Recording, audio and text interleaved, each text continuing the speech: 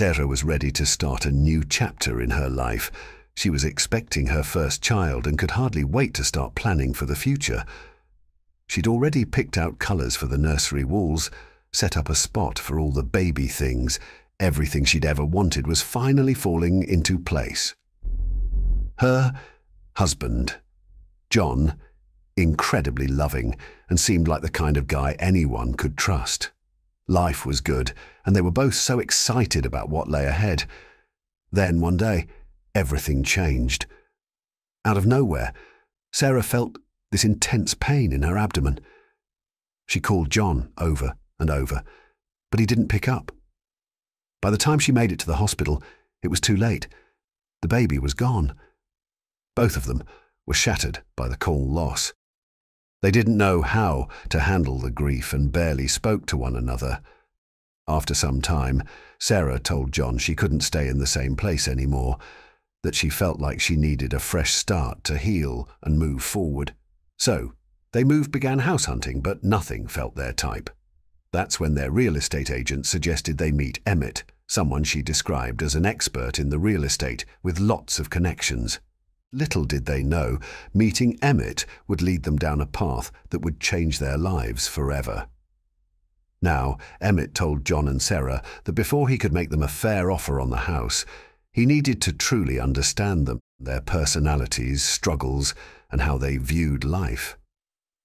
His interest seemed a little too personal, almost strange, for someone they'd just met. They had a great dinner. Emmett insisted that they crash in his mansion for the night, and they'll talk more in the morning. The next day, they woke to find him gone, with a note saying he'd enjoyed meeting them and that they could stay in his house, on one condition: they must never open the cellar door. John and Sarah couldn't believe the offer. Living in a place like this, and for free, seemed unreal. John was suspicious, though. Why would Emmett make such a weird rule about the cellar door? But the offer was too good to refuse, so they accepted and signed the papers. They hosted a housewarming party. Now John had been keeping secrets of his own. Even after marrying Sarah, he continued an affair with Alyssa, a co-worker he'd dated before. Now that he chose to ignore her, things got messy for him when Alyssa reported him to HR, accusing him of sexual harassment. This put John under investigation, and Alyssa, who was still deeply attached to him, was furious that he hadn't left Sarah. John met with her in a parking lot and asked her to leave him be, and threatens her not to go near Sarah. Nevertheless, she showed up at his house when John wasn't home. She confronted Sarah, saying she was the one who belonged in the house with John. Enraged by Alyssa's accusations, Sarah snapped, and in a moment of intense anger, shot her. Realizing what she'd done, Sarah decided to cover it up. She wrapped Alyssa's body and hid it in the cellar, which she'd recently discovered John had secretly accessed from the house.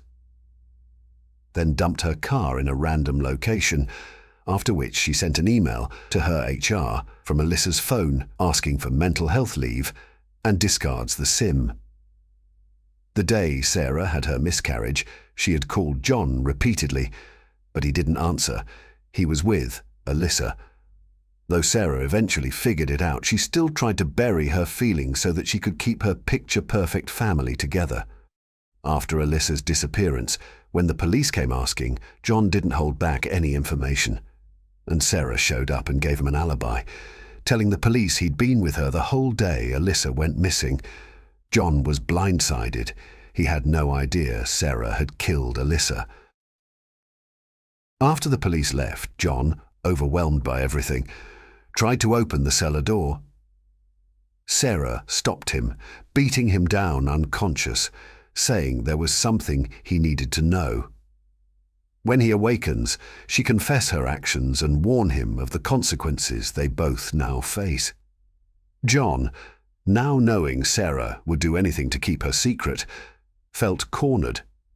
She threatened to pin Alyssa's murder on him if he revealed any of this, forcing him into a pact to go on with their lives as if nothing had happened.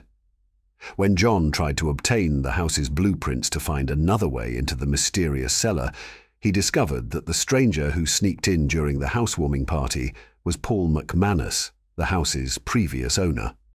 John tracked him down. Paul warned John that the house had a way of destroying people's lives. He believed there was a dark energy inside, something that had cost him everything. Also, he'd learned that Emmett's wife and child had mysteriously disappeared 25 years ago, with no trace of them ever found. John couldn't shake the feeling that Emmett might have killed them, and that their bodies could be buried right below them in the cellar. In the end, Emmett gifts John and Sarah the keys to the cellar. He told them that they had passed the test by following his instructions not to open it, and now they can open the cellar if they wish so.